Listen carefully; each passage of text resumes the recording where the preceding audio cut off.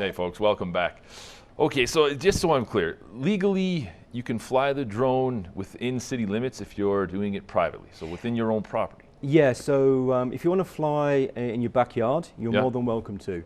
However, the minute you fly over to your next door neighbour's house, you have to have the explicit permission to actually fly over it. If you're going to start flying over a green area, then you fall foul of the parks bylaw. Okay. If you fly anywhere near a road, you again commit an offence.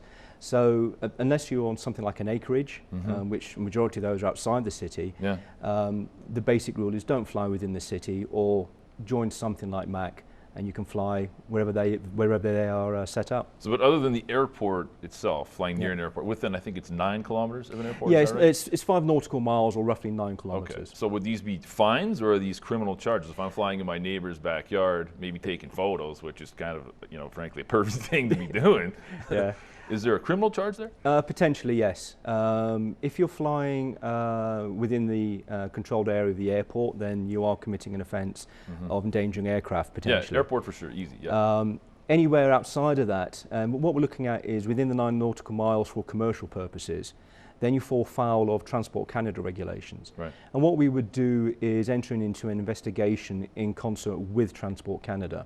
And if they feel it's appropriate, then charges will be laid. Bylaws. We don't have any bylaws. We do. We have the parks bylaw and we have the streets bylaw. Sorry, so the two. But Yes. as far as like personal space, residential areas, my backyard, as a neighbor, I don't have a whole lot of recourse right now, do I? Unless the aircraft comes into over your fence line, Yeah. not really. You could look at noise abatement type rules and everything like that. Yeah. But that is using a sledgehammer to crack a nut, for one of a better expression. It's usually something that you turn to your neighbour and go, hey, I don't want this, stop doing it, please. So asking for a friend then, of course. If Yes. I've got a drone flying in my backyard, Yep. and I happen to have a football in my hand, and I don't like this drone in my backyard, am I within my right to knock that drone out of the air?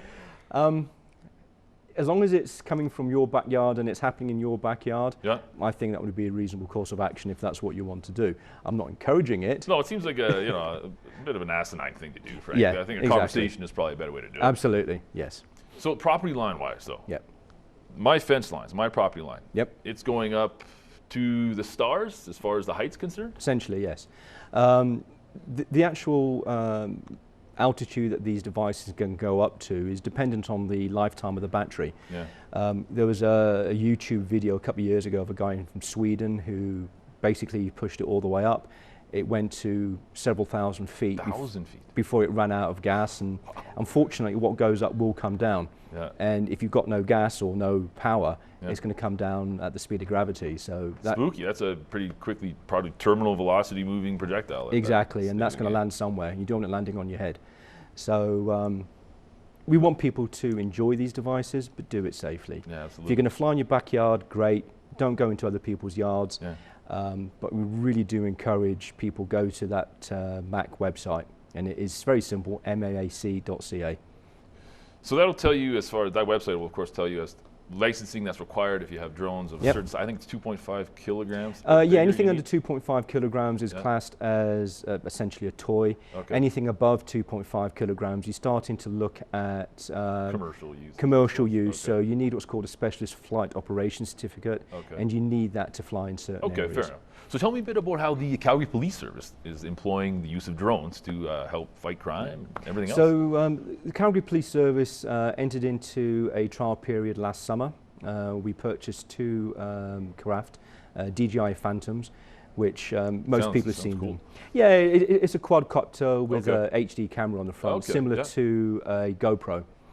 And we use it exclusively at collision scenes and crime scenes, Yeah. where we can control the environment.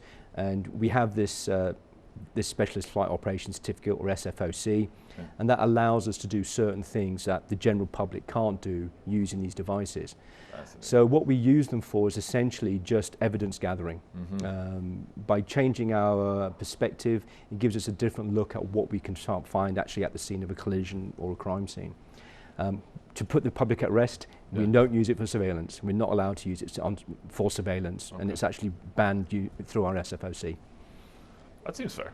I agree. I don't want to use it for that. So what do you think's around the corner then, as far as using drones for, and not only in a police role, Yeah. but commercially speaking, perhaps? Yeah, commercially, I mean, people will probably have seen that Amazon are looking at using these for delivery systems. That's wild, right? I've heard of pizza joints and hamburger joints south of the border using them for deliveries. As the payloads can increase and the battery life lasts on these things, I can see a certain amount of use for UAVs or drones. Whether or not practically they can do that with legislation, I don't know. Exactly, time will tell. Fair enough. Thanks so much for taking the time and joining us today. My pleasure. Folks, that's all the time we have for the second. We'll be right back. Stay with us.